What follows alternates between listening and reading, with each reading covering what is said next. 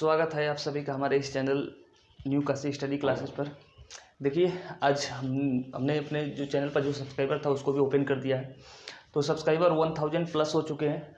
और जो लोग भी इसमें हमारे साथ जुड़े रहे या जिन्होंने भी सब्सक्राइबर बढ़ाना है या जिन्होंने भी सब्सक्राइब किया चैनल को, उन सभी को हमारे इस चैनल की तरफ से, हमारे इस न्यू काशी स्टडी फैमिली की तरफ से सभी को बहुत बहुत धन्यवाद। अब इनमें से बहुत लोगों को सोचना होगा कि 1000 सब्सक्राइबर को बहुत बड़ी बात तो नहीं है। हाँ, उनके लिए होती है, बहुत बड़ी बात नहीं। जैसे जो अगर कोई पहले से ही अंबानी या अडानी खानदान से जुड़ा हो, या बहुत बड़े फिल्म स्टार के घर से जुड़ा हो, या बहुत बड़े क्रिकेटर के घर से जुड़ा हो, तो उनके लिए कोई बड़ी बात नहीं है। बाकी हम लोग तो एक ऐसे जगह पे, एक ऐसे फैमिली से बिलोंग करते हैं जहाँ पर पाने के लिए कुछ नहीं है, पाने के लिए सब कुछ है लेकिन खोने के लिए कुछ नहीं है। तो हम लोग लगातार जुड़े रहे और आप लोग भी हमसे लगातार जुड़े रहे। जो हमसे जुड़े रहे उन सभी को बहुत बहुत धन्यवाद, और हम सभी को बहुत बहुत धन्यवाद देते हैं। चलिए, आज का फिर से आगे वीडियो स्टार्ट करते हैं। हमने प्राचीन इतिहास से स्टार्ट किया था।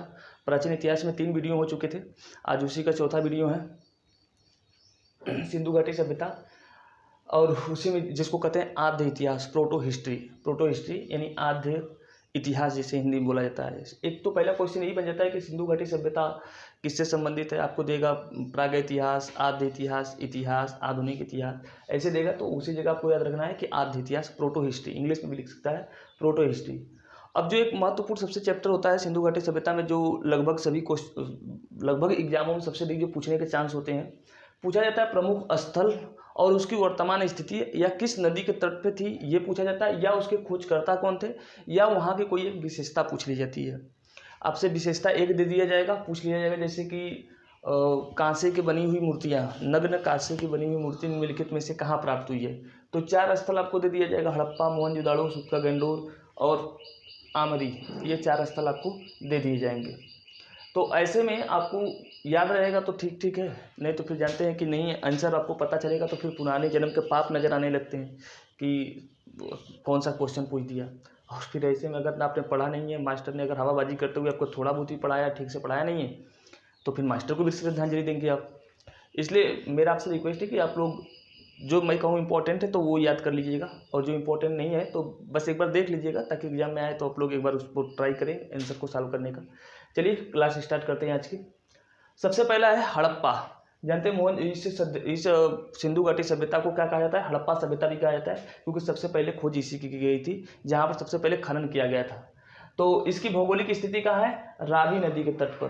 किस नदी के तट पे है? रावी नदी के तट पर। यानी कि हड़प्पा जो है, पूछ लिया जाएगा किस नदी के तट पे था हड़प्पा सभ्यता, तो याद रहे कि रावी नदी के तट पर। और वर्तमान में किस जगह पर है? मोंटेगोमरी। ये पड़ता है पाकिस्तान में। कहाँ पड़ता है? पाकिस्तान में पड़ता है मोंटेगोमरी। इसकी खोज कब हुई थी? 1921 में। सबसे इंपॉर्टेंट क्वेश्चन है कि हड़प्पा सभ्यता की खोज कब हुई थी? 1921 में। किसने किया था? दयाराम साहनी ने। इसका उत्खनन किसने किया था? दयाराम साहनी ने।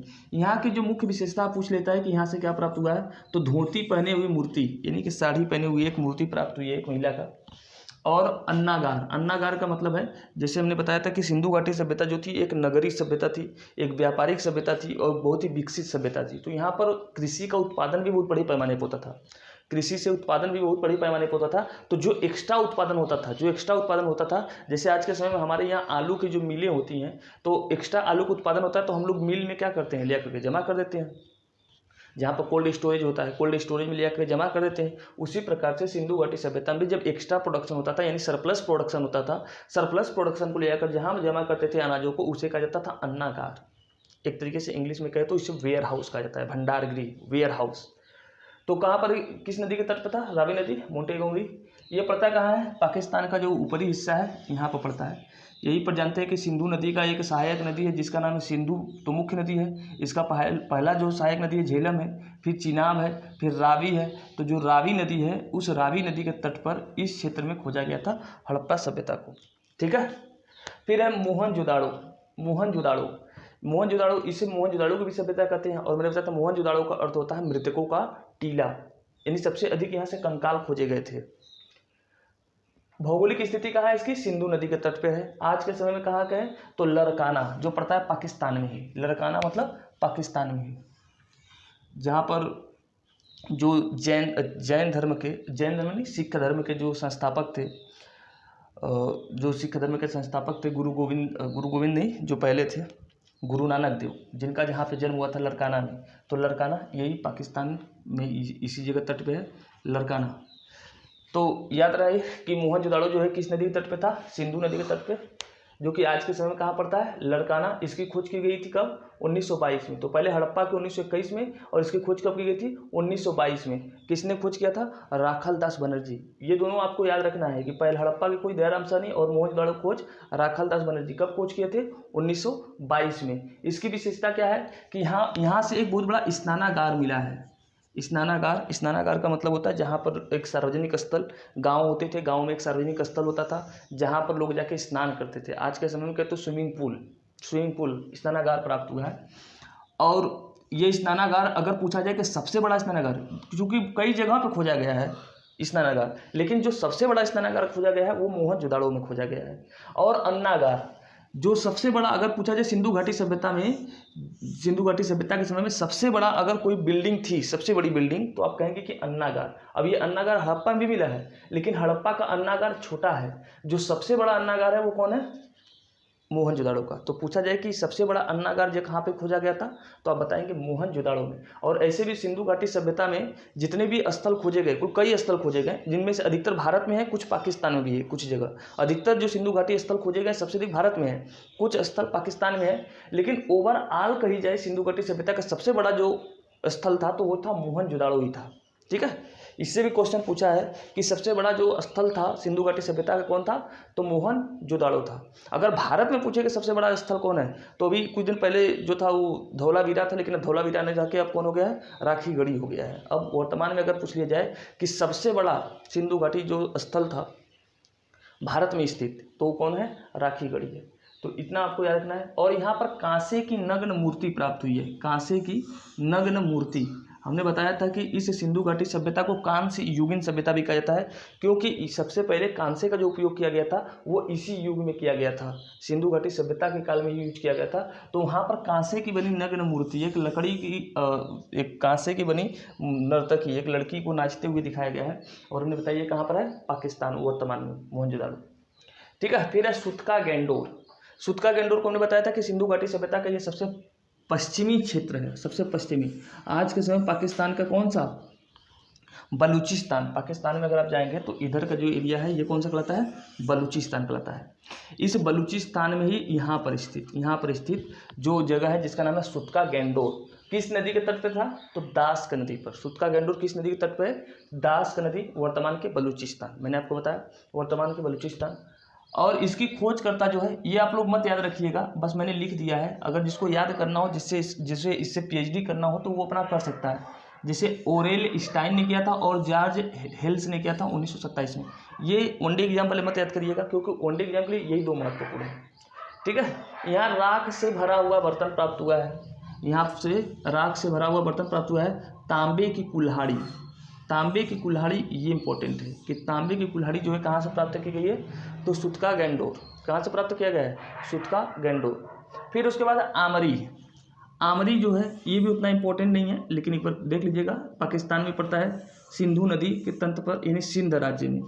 पाकिस्तान में एक राज्य है सिंध राज्य यहाँ पर पड़ता है, सिंधु नदी के तट पर ही आमरी। इसकी खोज किसने किया था, मजूमदार और जॉर्ज डिल्स ने। ये भी आप लोग इंपॉर्टेंट नहीं है, याद मत रखिएगा। यहाँ से खोज किया गया था बारहसिंघा का नमूना, क्योंकि यहाँ से बारहसिंघे का सिंह खोजा गया था। तो बारहसिंघे का नमूना जो खोजा गया है, कहाँ से खोजा गया, आमरी से, वो इंपॉर्टेंट नहीं है। फिर है चन्नू दड़ो, ये इंपॉर्टेंट है, चन्नू दड़ो। इसकी खोज कहाँ पर की हुई है, सिंधु नदी के तट पर। ये पाकिस्तान में सिंध जो प्रदेश है, सिंध प्रदेश पाकिस्तान के बीच में पड़ता है, सिंध प्रदेश सिंधु नदी के नाम पे ही पड़ा है, उसके तट पर ही होने के कारण इस राज्य का नाम क्या है, सिंध नदी। इसकी खोज जिसने किया था उसका नाम था मजूमदार जॉर्ज, इसे भी आपको याद मत रखिएगा, बस खोज किया गया था 1929 में। अच्छा, ये नीचे मजूमदार 1931 में खोज किया गया था, मजूमदार ने किया था। यहाँ से जो खोजा गया है दवात मतलब जैसे जो स्याही होती है ना, स्याही जिसमें स्याही भरे होते हैं, पहले जो लिखा जाता था इंक पार्ट जिसे कहते थे, डंठल से लिखा जाता था, पहले स्याही बोर के लिखा जाता था, तो वो वाला दवात इंक पार्ट जिसे कहते हैं। और लिपस्टिक, यहाँ से लिपस्टिक भी खोजे गए हैं, लिपस्टिक। और एक क्वेश्चन पूछता है कि एक कुत्ते का पीछा करते हुए एक बिल्ली एक बिल्ली का पीछा करते हुए कुत्ते का भी साक्ष्य मिला है। क्योंकि कुछ ईंट थे तो ईंट पर आगे बिल्ली के पैरों को निशान है, पीछे पीछे कुत्ते को पैरों को निशान है, तो इसका मतलब बिल्ली को कुत्ते ने दौड़ाया होगा। ये साक्ष्य कहाँ से खोजा गया है? तो ये भी खोजा गया है चन्हू से। मैंने लिखवाया नहीं, लिखा नहीं है, आप लोग याद कर लीजिएगा कि कुत्ते के पीछे, बिल्ली के पीछे दौड़ता हुआ कुत्ते का साक्ष्य कहाँ से मिला है? तो आप बताएंगे चन्हू। कहाँ पड़ता है ये? पाकिस्तान के सिंध प्रदेश में। किस नदी के तट पर? तो सिंधु नदी के तट पर। फिर है कालीबंगा। ये कालीबंगा भी कई बार क्वेश्चन पूछा हुआ है। कालीबंगा जो है ये किस नदी के तट पर था? घग्गर नदी। पहले सरस्वती, इसी को बाद में जब हम लोग पढ़ेंगे वैदिक सभ्यता, तो वैदिक सभ्यता में इसी घग्गर नदी को सरस्वती नदी भी कहा गया। सरस्वती नदी, इसी नदी के तट पर रह करके लोग साधु सन्यासी क्या करते थे? अपन तपस्या करते थे, लोगों को शिक्षा देते थे, इसलिए इसे शिक्षा का एक प्रतीक मान लिया गया सरस्वती नदी को। तो इसीलिए आज कहते हैं सरस्वती माता, भेदभाव करती हैं हम, सरस्वती माता। ठीक है। इसकी खोज जिसने किया था उस व्यक्ति का नाम था अमलानंद घोष। और यहाँ से प्राप्त हुए हैं जूते हुए खेत। ये सबसे इंपॉर्टेंट है कि जूते हुए खेत जो है इसकी खोज कहाँ पर हुई है? तो खोज हुई है कालीबंगा में। और कालीबंगा, इसका राज्य भी याद रखिएगा क्योंकि लिखा नहीं गया है। कालीबंगा जो है वो राजस्थान में है। कालीबंगा कहाँ पर है? राजस्थान। बहुत इंपॉर्टेंट है। कालीबंगा किस राज्य में है? राजस्थान में। फिर है कोट दीजी। कौन है? कोट दीजी। कोट दीजी की जो खोज की गई है वो कहाँ पर की गई है? सिंधु नदी क्षेत्र में, यानी कि सिंधु में। ये जहाँ पर मैंने बताया अभी आपसे चन्नू दड़ो, इसी चन्नू दड़ो के पास में ही एक जगह है जिसका नाम है कोट दीजी। कोट दीजी सिंधु नदी के तट पर। इसकी खोज जिसने किया था उस व्यक्ति का नाम था फजल अहमद। यहाँ से कोनो ज़्यादा इंपॉर्टेंट नहीं है। हाँ, फिर उसके बाद आता है रोपड़। ये रोपड़ पूछ लिया जाएगा कि वर्तमान भारत के किस राज्य में स्थित था? तो याद रहे कि रोपड़ जो है ये वर्तमान में पंजाब में है। कहाँ पर? पंजाब में। रोपड़ कहाँ पर? पंजाब में। किस नदी के तट पर? तो सतलज नदी के तट पर। रोपड़ कहाँ पर? पंजाब में। किस नदी के तट पर? सतलज नदी के तट पर। इसकी खोज जिसने किया था यज्ञदत्त शर्मा। आपको ये जरूरी नहीं याद करना। फिर उसके बाद ये याद रखना है कि रोपड़ किस राज्य में? पंजाब में। किस नदी के तट पर? सतलज नदी। फिर है रंगपुर। रंगपुर जो है ये किस नदी के तट पर? मादर नदी। मादर नदी। और रंगपुर किस राज्य में है? तो रंगपुर जो है ये है गुजरात में। रंगपुर कहाँ है? गुजरात में। रंगपुर गुजरात में। इसकी खोज जिसने किया था उस व्यक्ति का नाम था रंगनाथ राव। तो ये याद करना भी आसान है कि रंगपुर की खोज किसने किया था? रंगनाथ ने। अभी कुछ और है, मैं अभी लिखवा देता हूँ सबको। ठीक है, आज इस वीडियो को ख़त्म कर देंगे। ठीक है, चलिए देखिए अगला स्थल है सुरकोटदा। कौन है? सुरकोटदा। अगर सुतका गंडोर पूछे तो आप बताएंगे कि कहाँ पर है?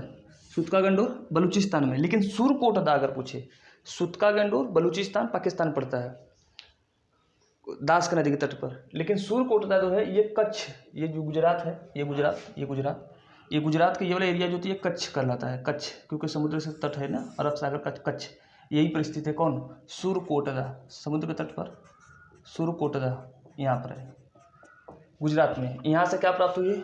घोड़े की हड्डी।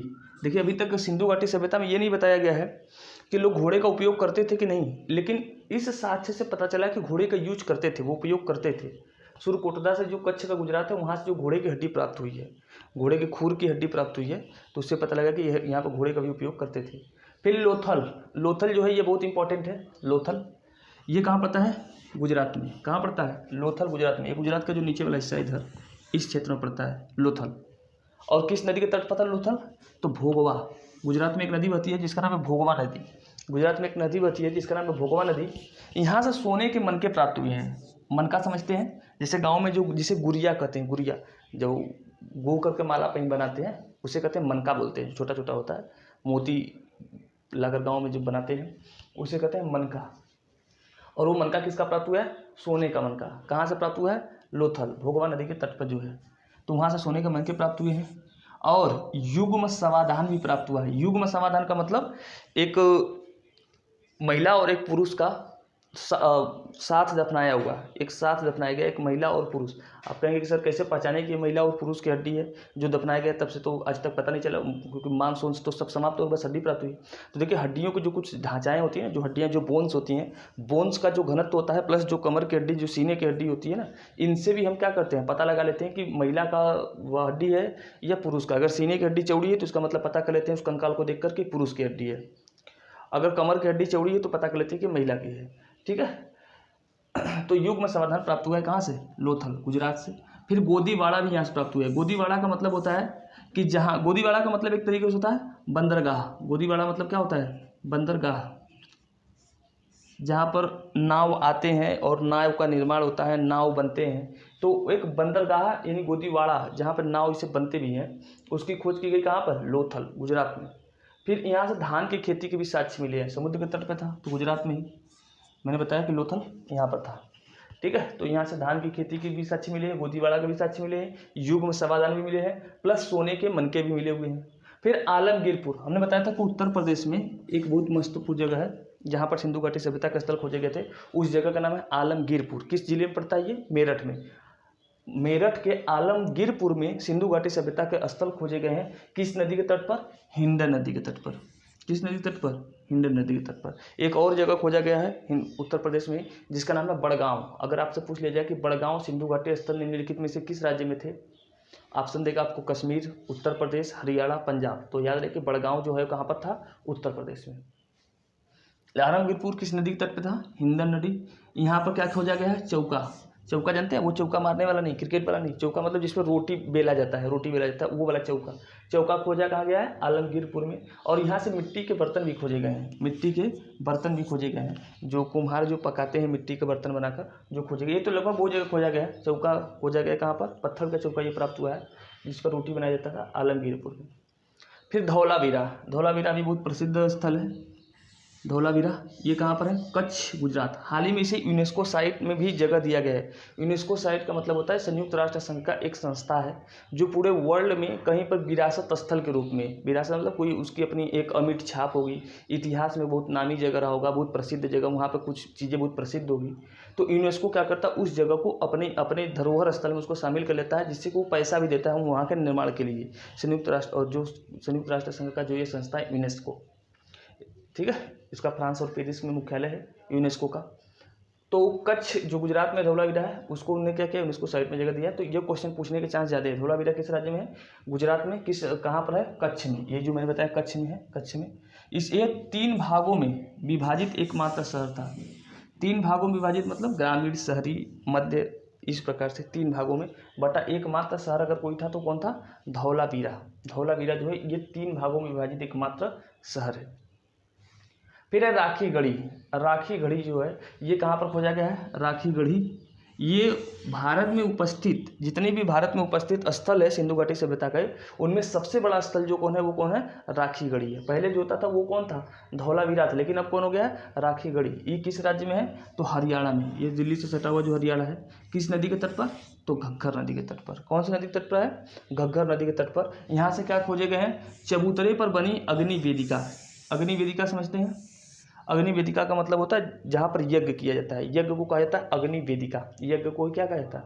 जो जिसमें यज्ञ किया जाता है, हवन कुंड, हवन कुंड को यज्ञ वेदिका कहा जाता है या अग्नि वेदिका भी कहा जाता है। चूँकि इनमें भी थोड़ा बहुत अंधविश्वास था, ये भी ईश्वर को मानते थे, ये भी, लेकिन ये परलोकवादी नहीं थे बल्कि इहलोकवादी थे। इहलोकवादी मतलब ज़्यादा ईश्वर पे बहुत ज़्यादा विश्वास नहीं करते थे, बल्कि मात्र देवी में ज़्यादा विश्वास करते थे, मात्र शक्ति में ज़्यादा विश्वास करते थे।